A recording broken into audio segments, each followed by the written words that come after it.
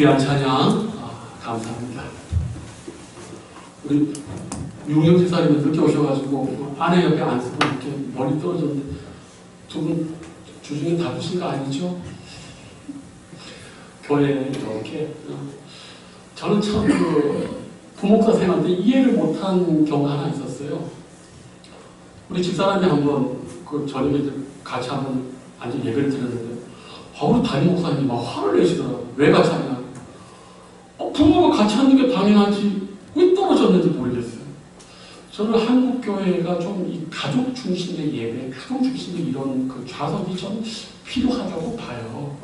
또 어떤 분들은 집에서도 그러는데 아니요. 성경에 보면 언제나 가족들이 같이 앉아서 예배드려요. 근데 우리는 옛날 유교 시대 때 남자 여자 분리해 샀는데 저는 되도록이면 부부가 같이 앉고 같이 찬양하고 그래도 좋겠습니다. 벌써 얼굴도 안 좋아지셨어. 참 힘들어. 자, 혹시 성도님들 옛날 그 돌아가신 가수 중에 최희준 가수를 아시는지 모르겠어요. 이번에 그 유명한 노래 중에 하숙생이라는 노래가 있습니다. 인생은 나그네 길 설교만 하면 다 부르고 싶은데 이 곡이 참 가사가 좋아요. 제가 초등학교 때, 중고등학교 때 이분의 이 노래 가사가 TV에 자주 나왔습니다. 대단히 노래가 편안하고 뭔가 모를 각박한 인생 속에서 한 줄기 평안함과 어떤 인생의 무상함에 대해서 이렇게 생각할 수 있는 그러한 노래여가지고 어린 나이에 그 노래를 이렇게 들으면 마음이 평안하고 그랬어요. 박문진 집사님 혹시 최준 씨 아시죠? 하숙생 그 노래도 아시고, 네네. 다들 모르는 것처럼 이렇게 보셔가지고 제가 나만 아나 싶었어요.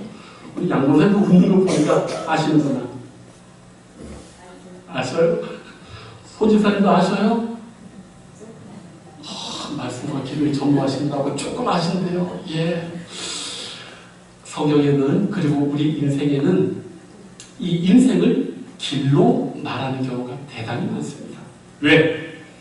인생은 걸어가야만 하니까. 그런데 앞에 놓여진 수많은 길 가운데 우리가 잘못된 선택으로 인해서 뒤돌아보면 많은 후회를 한 적이 있어요. 그때 그 길로 가면 안 됐을 텐데. 그죠? 오늘 이 길과 관련해서 오늘 우리가 이런 이 엠마오로 가는 두 제자의 이야기가 너무나 유명합니다. 복음성가에도 그 유명한 엠마오로 가는 두 제자라는 곡이 있습니다. 그 곡도 참 의미가 있어요.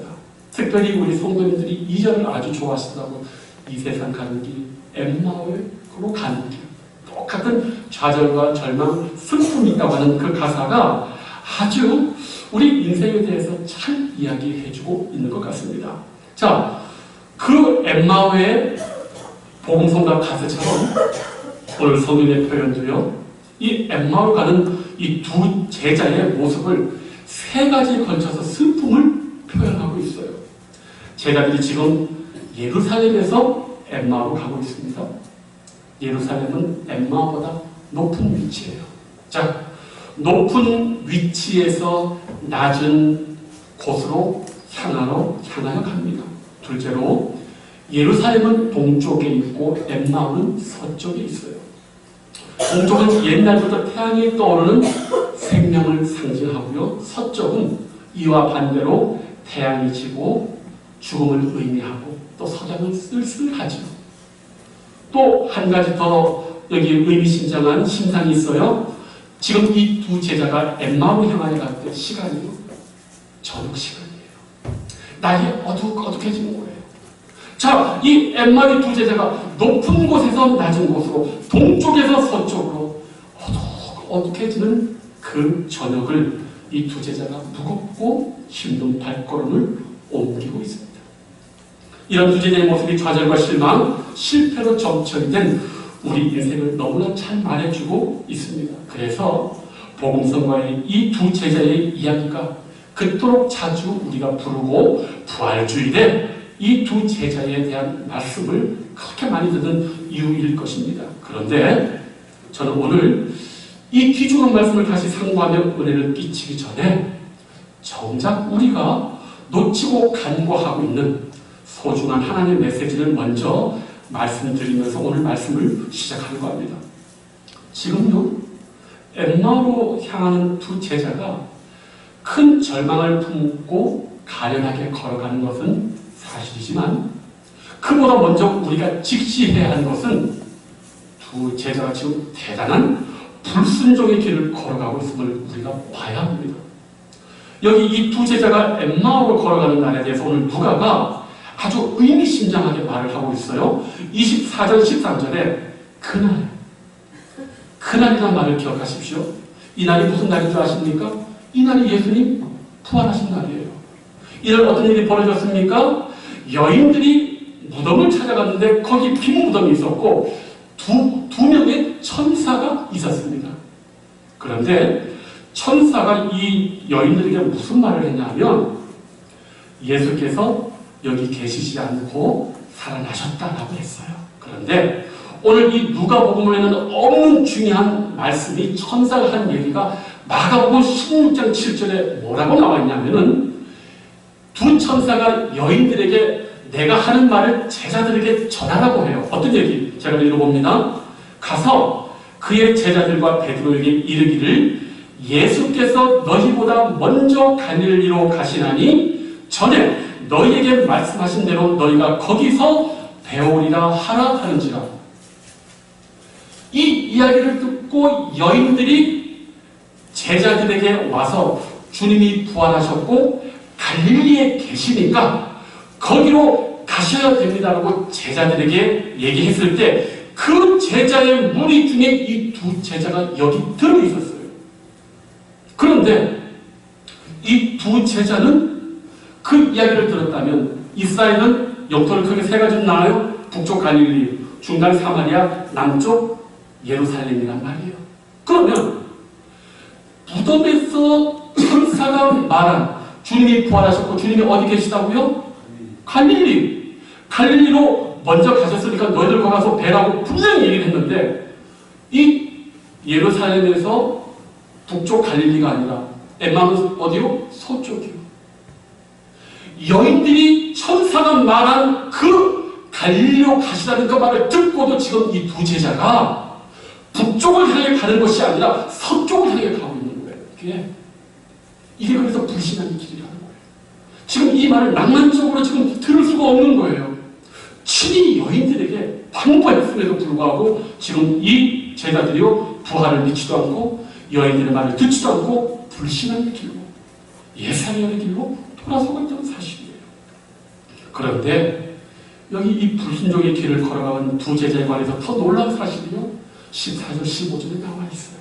14절 이 모든 된 일을 뭐하더라? 서로 이야기하더라. 그들이 서로 이야기하며 문의할 때 뭔 말입니까? 천사가 전한 말을 믿지도 않고 불순종의 길을 가는 이 두 제자가 지금 이 길에서 무슨 이야기를 하냐? 신앙의 길을 이야기한다는 얘기예요. 신앙 이야기를 하고 있는 거예요. 모든 일, 예수님의 십자가 고난과 그 이야기에 대해서 지금 불순종의 길을 걸어가면서 지금 말하고 있다는 사실이에요. 게다가 여기 서로 이야기하면 문의할 때, 이 문의할 때라는 이 단어는요, 변증한다, 논쟁한다는 말이 쓰여지는 거예요. 아시겠습니까? 주님을 만나러 가는 길이 아니라 불순종의 길을 가면 이들은 지금 열매를 통해서 신앙 이야기를 하고 있다고요, 이게. 하나님 얘기, 교회 이야기, 목사님 얘기, 설교 이야기 하고 있다는 거예요. 정작 순종이 자리가 아닌 상태에서. 이게 오늘 우리의 모습이에요. 성도님들, 입술로는요, 우리가 말을 하고 있어요. 그러나 정작 이 두 제자의 발걸음이 지금 이 두 제자가 서 있는 자리가 주님을 만나러 가는 북쪽 갈릴리 자리가 아니고 주님이 계시고 기다리는 자리가 아니고 주님이 순종하는 자리가 아니라 헌신하러 오는 그 자리, 봉사하는 그 자리가 아니라 불순종의 자리에서 신앙에 대해서, 하나님에 대해서, 십자가에 대해서, 고난에 대해서 이야기하고 있다는 사실이에요. 이게 바로 오늘 우리에게 주는 메시지. 지금 이 제자들은 기도의 자리가 아닌, 헌신의 자리가 아닌, 순종의 자리가 아닌 곳에서 탁상행동을 하고 있어요. 그러나 정작 하나님의 교회를 사랑하고 그리스도를 사랑하는 자들은 헌신의 자리에서 이런 얘기할 겨를이 없어요. 이런 얘기를 안 하는 사람들이 이런 이야기를 하는 거예요. 여러분들 얘기가 아니라 제 이야기예요. 저는 이 말씀을 보면서 너무너무 마음이 찔립니다. 말이라도 좀 안 하면 좋겠다.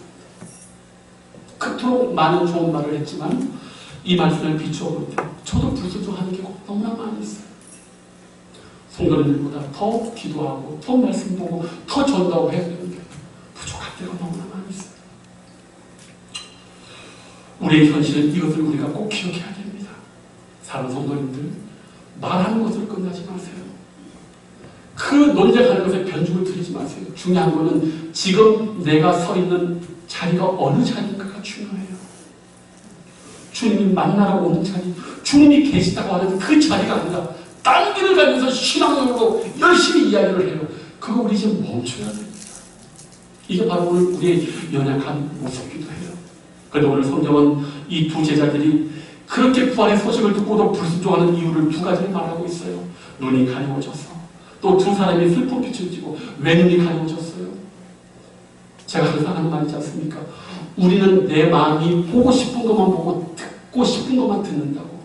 이 제자들이 보기를 원했던 것은 우리 예수님께서 힘과 권세를 가지고 로마를 한 번에 뒤엎을 것으로 예상했는데, 우리 예수님이 강력하고 권세 있고 기적적이고 크고 높아지는 예수님 외에는 어떤 것도 보고 싶지 않았는데, 그 예수님이 십자가에 못 박히니까 어떤 것도 눈에 보이지 않고 어떤 것도 귀에 들리지 않아요.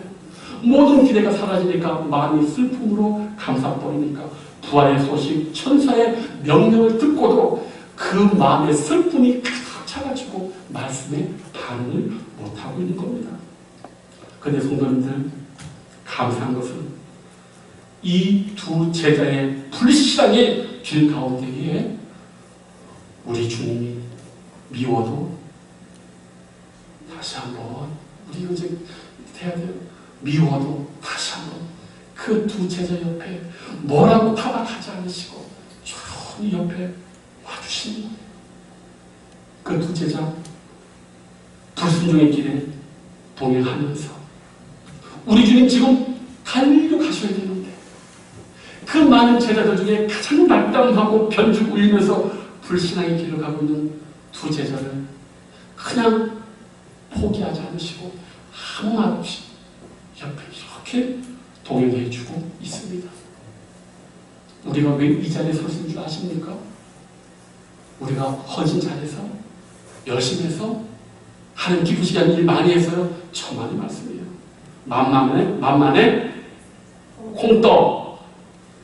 우리 어머님이 이거 기억하셔야 돼요. 저와 여러분이 이 자리에 설 수 있는 것은 주님의 은혜인 것입니다. 언제나 우리는 제가 들고 가요. 정신 차리고 주님을 위해서 일할 때는 얼마 안 됩니다. 언제나 우리는 내 발길을 가요. 그러나 그때마다 보이지 않는 우리 예수님, 내가 미처 깨닫지 못했지만 하나님께서 예수님의 변모한 모습으로 내 주에서 나를 차근차근 만져주시고 여기까지 인도해 주시는 거예요. 우리가 이 하나님 믿기 때문에 우리가 우리의 구원을 확신할 수 있고 우리가 이 자리에 설 수 있는 겁니다. 저는 우리 성도님들 걱정하지 않아요. 왜?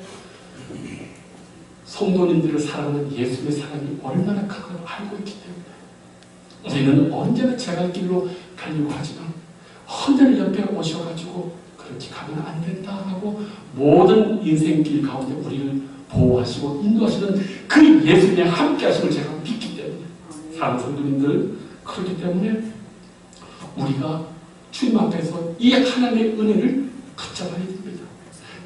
나된 것은 하나님의 은혜라는 이 사도 바울의 고백을 늘 기억하시고 주님의 은혜에 우리 모든 인생을 맡기시길 축복합니다. 자, 이제 오늘 부르면서 이 말씀 속에서 아주 중요한 말씀 하나 더 볼 거예요. 오늘 이 말씀이 여러 가지로 의미가 있지만 아주 기이하고 신비스러운 말씀이 하나 있어요. 뭡니까? 두 제자가 예수님을 처음 알아보지 못하다가 어떤 예수님의 모습에서 예수님이신지를 알아봤다고 얘기했어요. 길에서 얘기할 때도 못 알아보고 성령께서 그 마음속에 뜨겁게 조명하여 주실 때도 못 알아봤는데 어떠한 때에 이 두 제자가 예수님을 알아봤다라고 이야기를 합니다. 오늘 성경이 뭐라고 얘기를 합니까? 보니까 30절, 31절, 35절에 떡을 떼실 때에 축사하시고 떡을 떼어 그들에게 주실 때에 비로소 예수님을 알아봤다. 혹시 천주교에서 말하는 성찬을 집례할 때 사제와 목사가 기도할 때 빵과 포도주가 실제적으로 예수님의 살과 피로 변해서 그 빵과 피를 먹을 때 놀라운 마법 같은 영적인 능력이 생겨서 예수님을 알아봤다? 그거 아니지요. 그럴 수 없지요. 그렇다면 어찌해서 이 떡을 떼실 때 예수님을 알아보신 것일까요? 성도님들, 성만찬할 때 예수님 어떻게 하십니까? 빵과 포도주를 들고 축사하시고 떼어주십니다.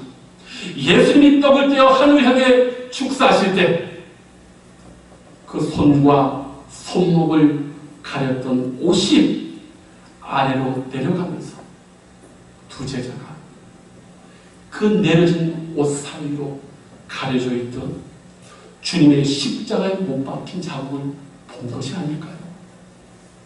주님 부활의 영원한 몸을 입으셨음에도 불구하고 그 십자가에 못 박힌 자국과 옆구리의 상처를 그대로 영원한 몸 속에 지니고 계셔요. 떡을 떼실 때에 알아차린 것이 저는 그것이라고 봐요. 영원한 예수님의 몸 가운데 하느님을 향하여 축사하고 떡을 떼실 때 그 옷에 가려진 솔기가 내려가면서 얼굴은 변하는 얼굴에서 못 알아보지만 그 영원한 몸 가운데 어울리지 않는 거친 상처의 흔적을 보았을 때 아, 이분이 예수님이시구나. 그때 그것을 깨닫는 순간에 예수님이 사라져버렸어요.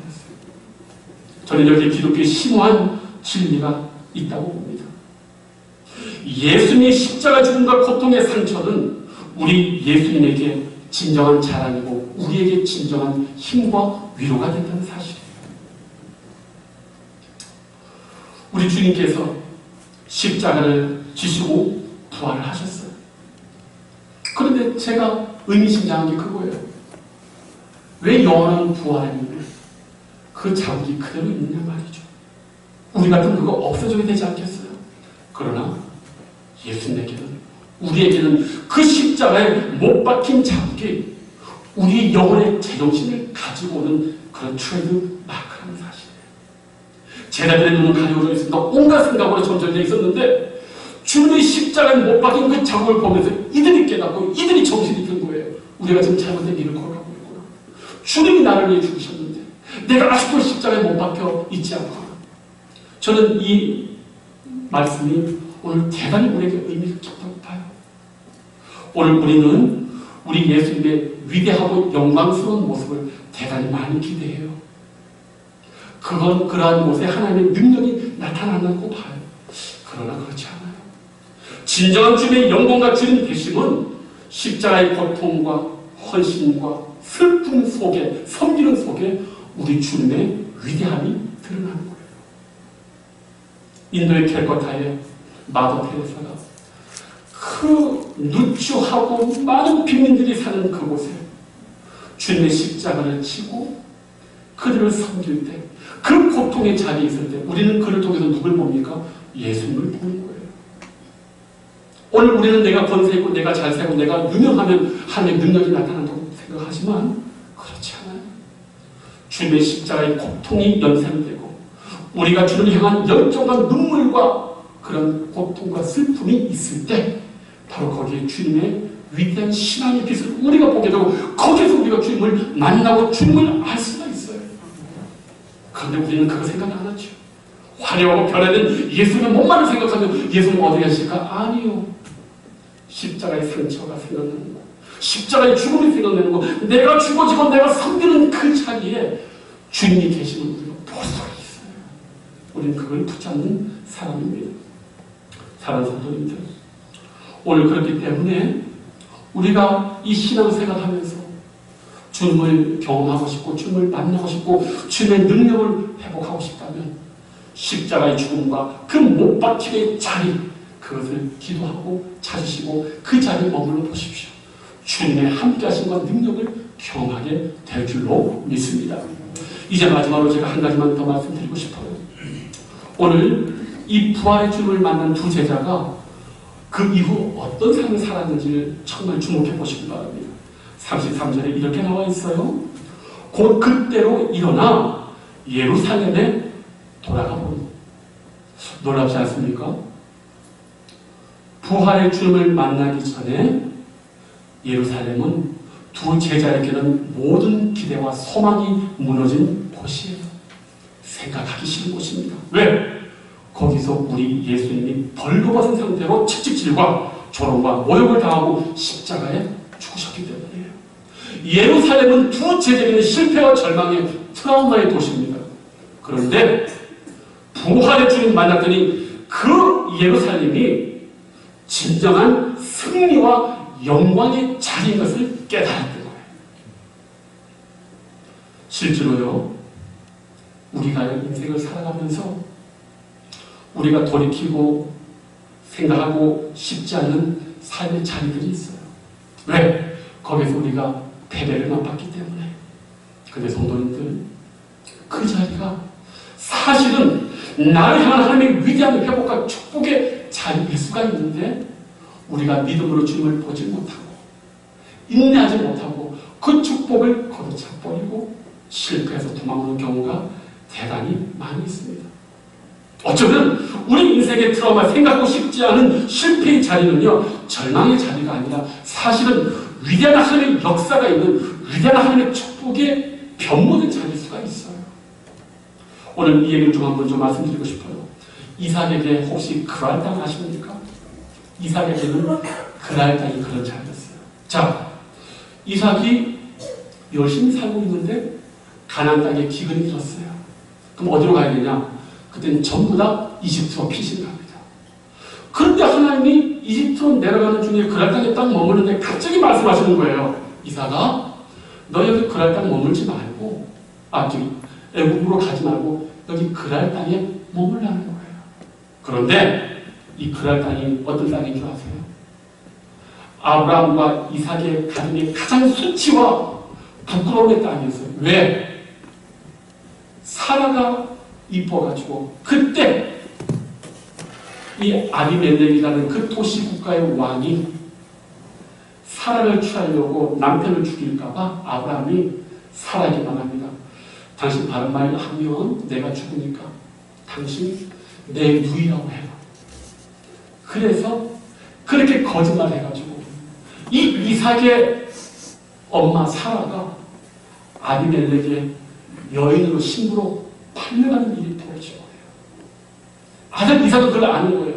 우리 아버지가 자기 살겠다고 믿음의 발걸음하는 가정 가운데 엄마를 자기 살겠다고 이렇게 남의 밑으로 보낸 그 수치와 절망의 땅이 바로 이 그랄 땅이었어요. 그래서 이삭은 이 그랄 땅이 상처가 많은 땅이에요.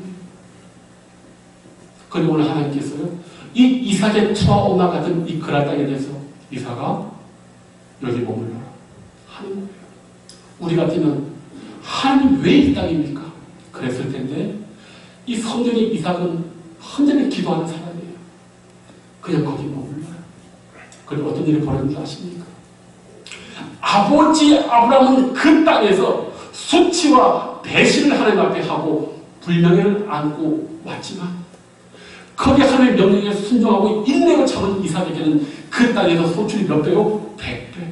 성경의 100배는 여기가 유일해요.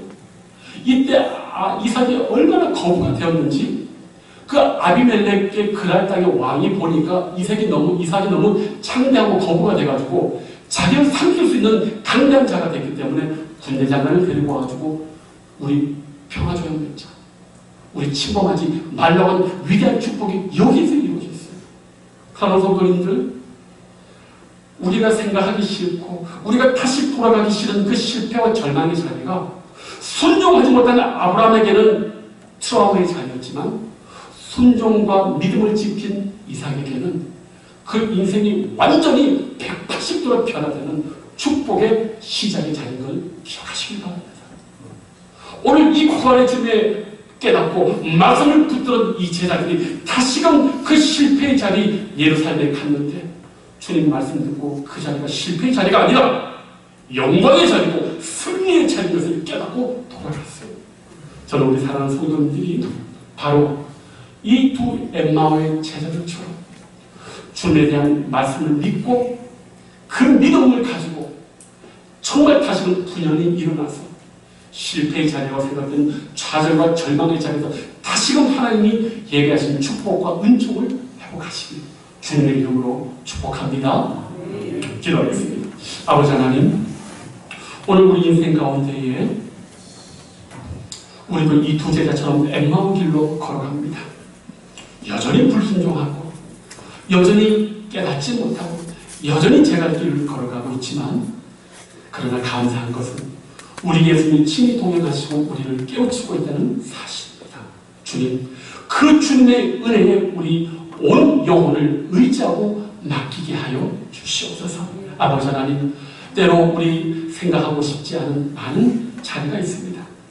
그러나 믿고 의지하는 그 자리는 위대한 하나님의 승리와 축복의 자리인 줄로 믿습니다. 이제 믿음으로 모든 실패와 좌절을 내어버리고 믿음으로 승리를 대망하고 주님 바라보게 하여 주시옵소서. 감사하고 예수님의 이름으로 기도하옵나이다. 아멘.